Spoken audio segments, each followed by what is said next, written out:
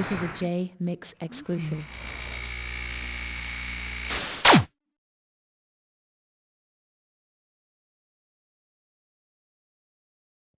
wanted to ask you because of the Gridlock soundtrack, the "Wanted Dead or Alive" song.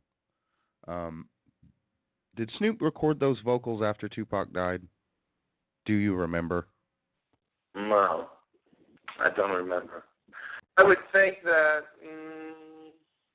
I would think no, because it just wouldn't have been the same vibe. He would have talked differently. He would have rapped about things differently. He was still alive. You know, that was basically two of America's most wanted two.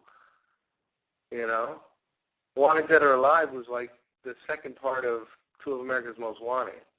Was that a remix track?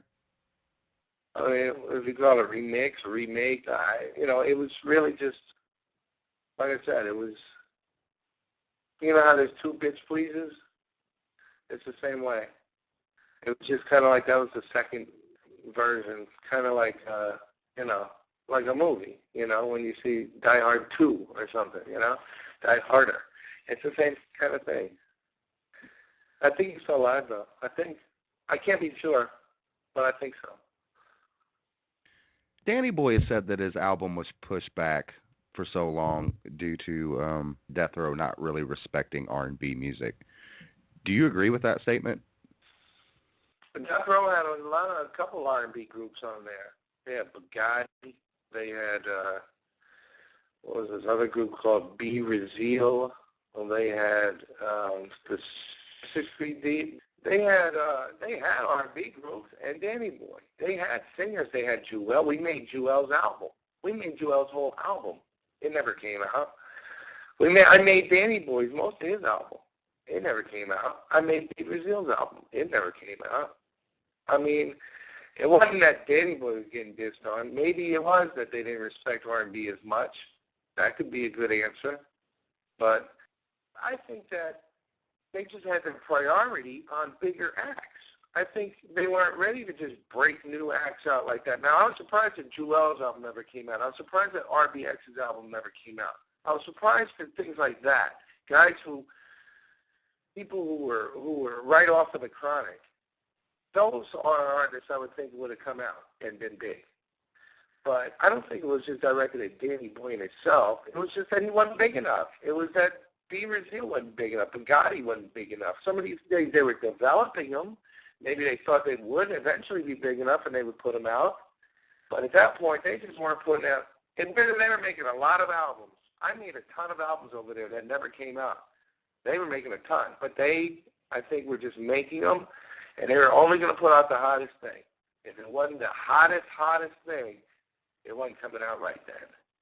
You see, they weren't just dropping record after record after record like No Limit, like three artists out at the same time or anything like that. They weren't doing it like that. They were gonna build up and put a buzz on the one thing that they had going on right then, and they were gonna focus on that and make that the biggest thing. And so they had to be really certain what they were gonna put out. And they didn't want anything to flop. Like every record that ever came out on Death Row at that point was number one. Debuted at number one. You hear me? Debuted at number one. So they weren't playing. I mean, it was a real thing. Dog Fodder, Dog Food, All Eyes, Machiavelli, all of those debuted at number one when they would come out. The Chronic, all that stuff. Not just shoot the number one. So to me, I think there was more of that. They wanted to be really certain that whatever they put out was gonna go and go hard.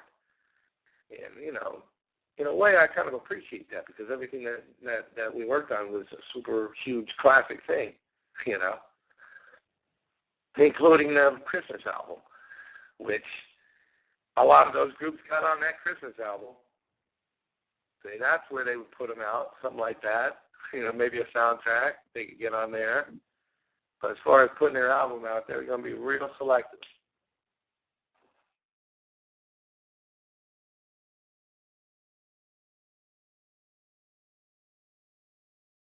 This is a Jmix exclusive.